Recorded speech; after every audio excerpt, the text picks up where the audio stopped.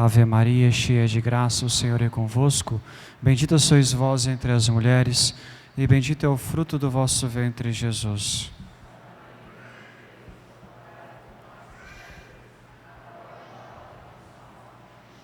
São João Maria Vianney. Em nome do Pai, do Filho e do Espírito Santo. Amém. Pode sentar.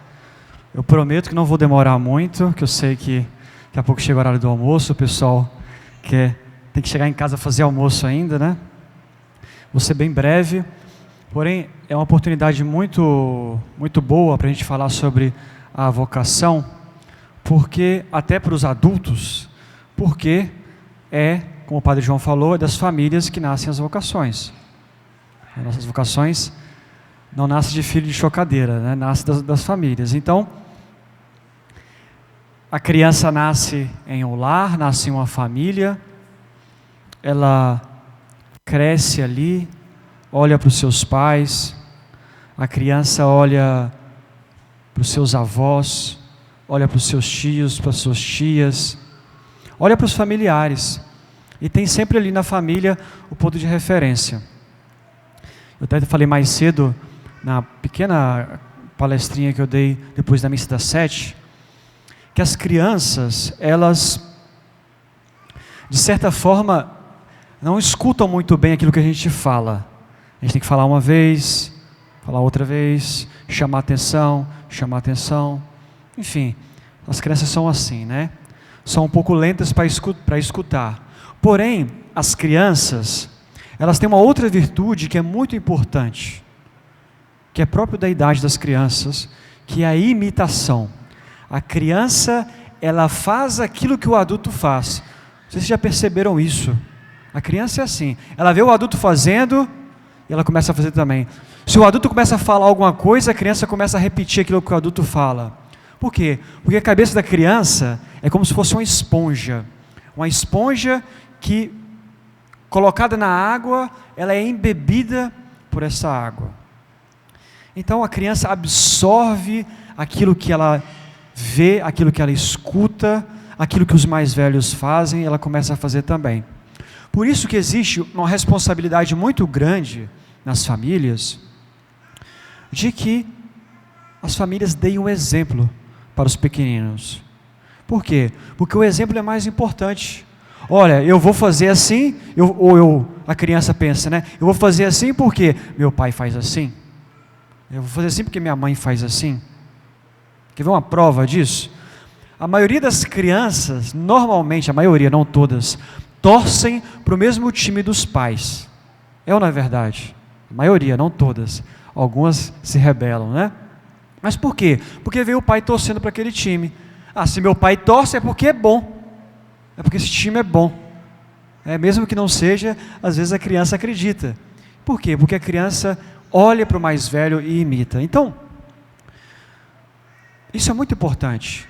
Os pais e os familiares mais próximos são como que a água que vai embeber essa esponja.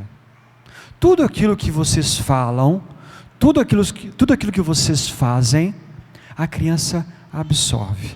Então, se a família, se os pais, se os familiares são um exemplo de piedade, é natural, quase que natural, que a criança também queira seguir o exemplo da piedade dos familiares. Se os maiores fazem é porque é bom, então eu vou fazer também. Porém, se a família não é um exemplo de piedade, acontece o contrário. Acontece justamente o contrário. A criança simplesmente não tem nenhuma inspiração a viver aquela piedade. Por isso que por que faltam vocações hoje em dia? Faltam vocações hoje em dia por tantos motivos. Porém, um dos motivos, e um motivo muito importante, é que a criança, ou melhor, a semente da vocação não foi plantada dentro de casa. A gente pensa assim, os nossos filhos, eles vão ter vontade de ser padres ou de abraçar a vida religiosa se eles forem para a igreja.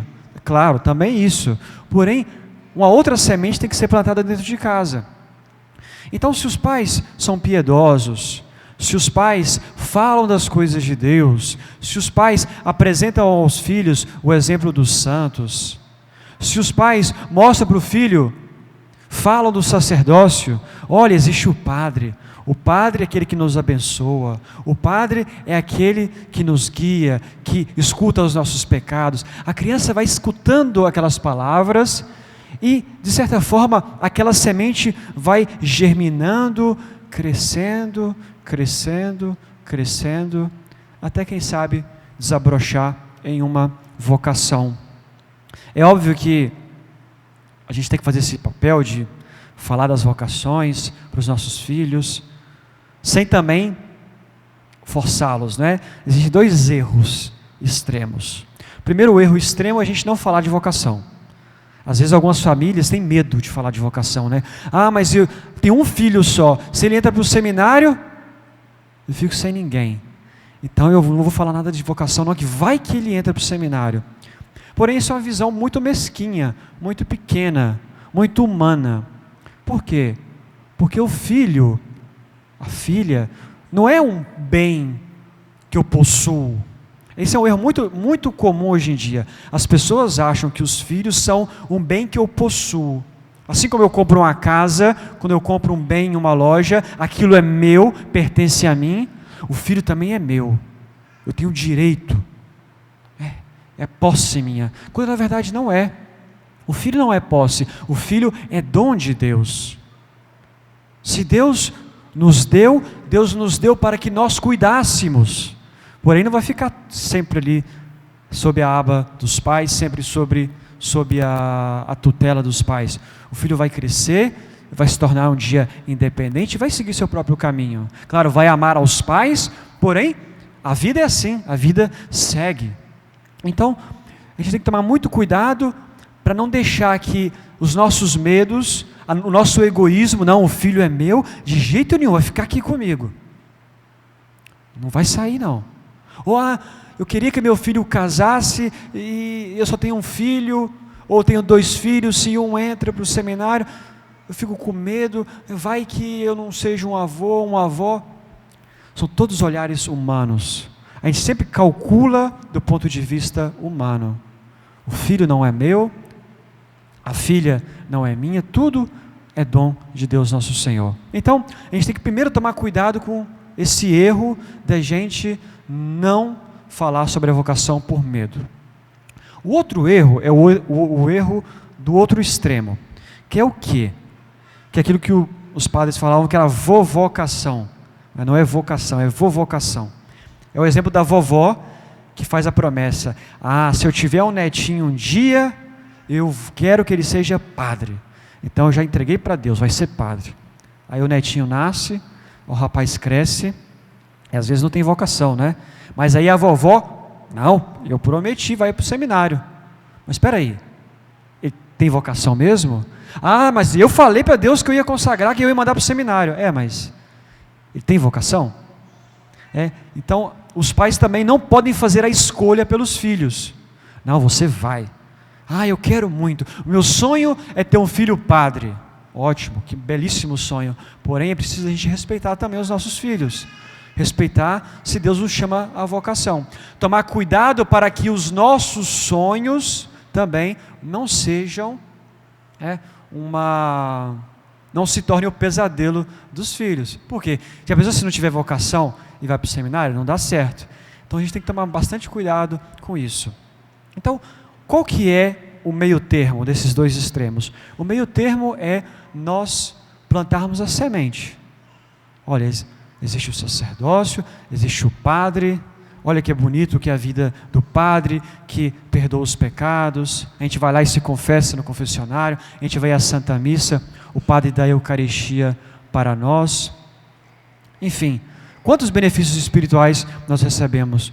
E aí, se a gente fala com a criança, com os nossos filhos, eles vão crescendo, vão escutando aquilo, aquela semente vai cada vez mais germinando. E se de fato for a vocação, a gente pode ter certeza que nosso Senhor vai encaminhar. Porém, nosso Senhor sempre vai respeitar a liberdade de cada um. Então, resumindo, As vocações nascem nas famílias. As vocações nascem ali.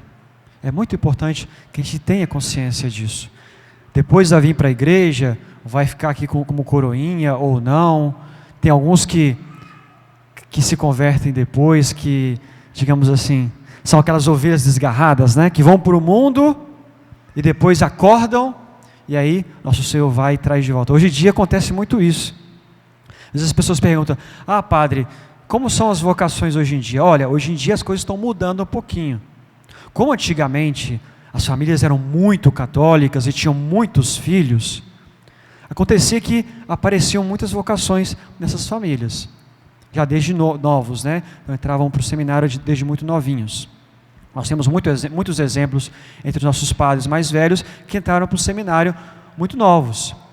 Porém, hoje em dia, não há tantas famílias assim muito católicas e nem tantas famílias muito numerosas. Então, começam a diminuir essas vocações, digamos assim, que nascem na família, e começa a aumentar o número de rapazes já crescidos, já jovens, que foram para o mundo como ovelhas desgarradas, que quebraram a cabeça lá fora, se arrependeram, porque nosso Senhor também vai atrás dessas pessoas, e nosso Senhor traz de volta, elas se convertem e começam a pensar na vocação.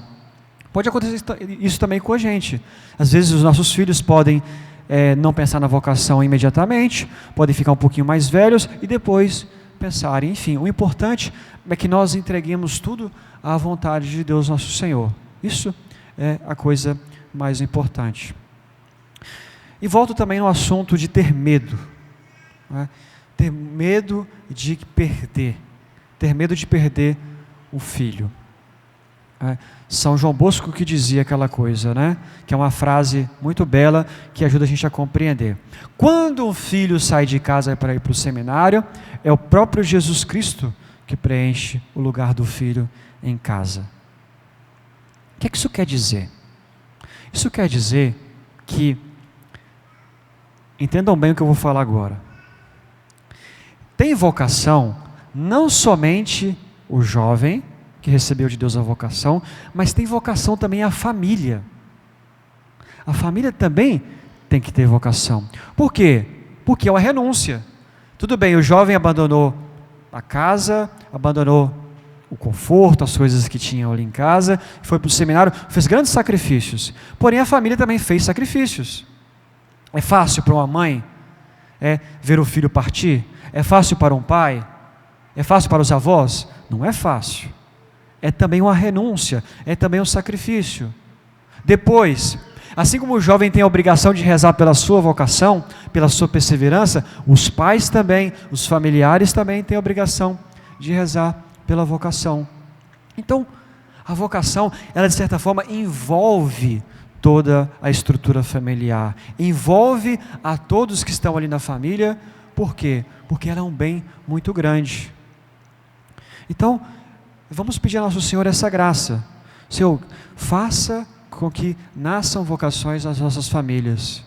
Se for da vontade do Senhor, faça com que nasça uma vocação no seio da nossa família. E se for da vontade de Deus, vai acontecer com muita naturalidade.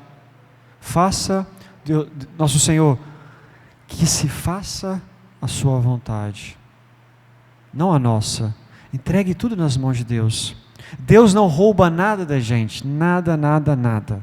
Pelo contrário, nosso Senhor nos dá tudo, nos dá tudo.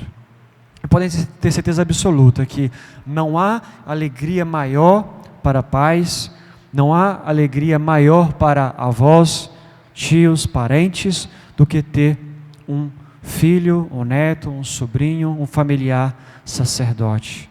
É uma alegria muito grande, é uma bênção muito especial para a família. Então, esse é o meu, quase que a minha exortação a vocês. Tem muitos casais jovens, alguns um pouco mais velhos. Tenham consciência disso. É ali em casa, é ali no convívio familiar que vai brotando essa sementinha da vocação. Rezem com os filhos todos os dias, ensinem os filhos a rezar, falem um pouquinho da vida dos santos. né? Sobretudo os pais que têm filhos homens, falem um pouquinho da vida dos santos sacerdotes. Pegue a vida de São João Vianney, a vida de São João Bosco, enfim, peguem a vida desses santos que são padres e contem um pouquinho para os filhos. Essa é a sementinha que vocês podem ir plantando ali no coração da criança.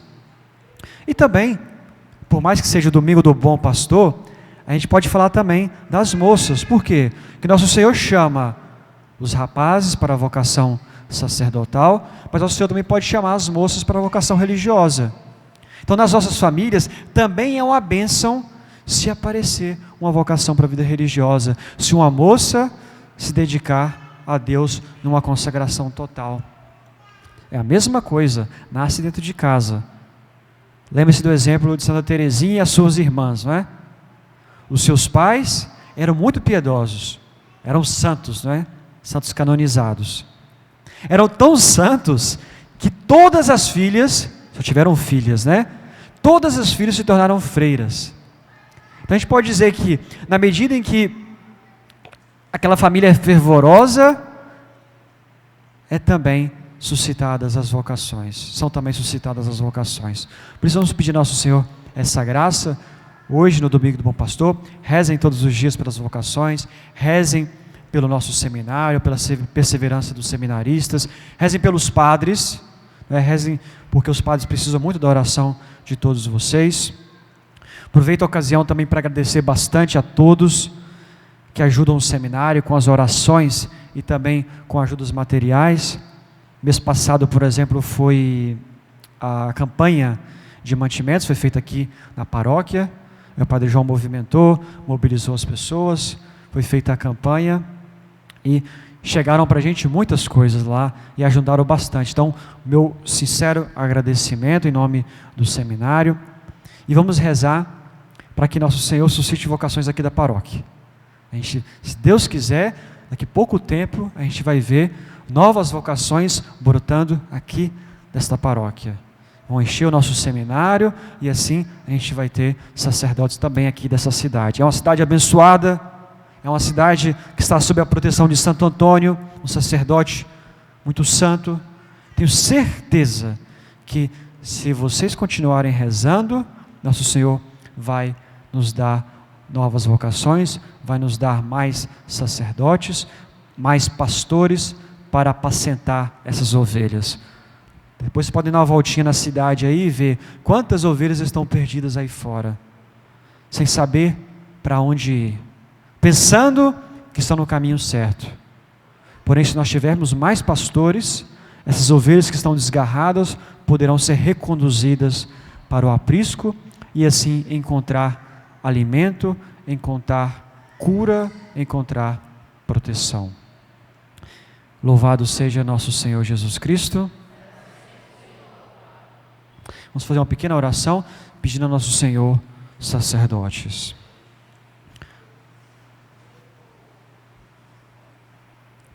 Em nome do Pai, do Filho e do Espírito Santo. Amém. Senhor, dai-nos sacerdotes. Senhor, dai-nos santos sacerdotes. Senhor, dai-nos muitos santos sacerdotes. Senhor, dai-nos muitas santas vocações religiosas. São João Maria Vianney, Santo Antônio de Pádua, em nome do Pai, e do Filho, e do Espírito Santo. Amém. Um bom domingo a todos, um bom almoço e bom descanso.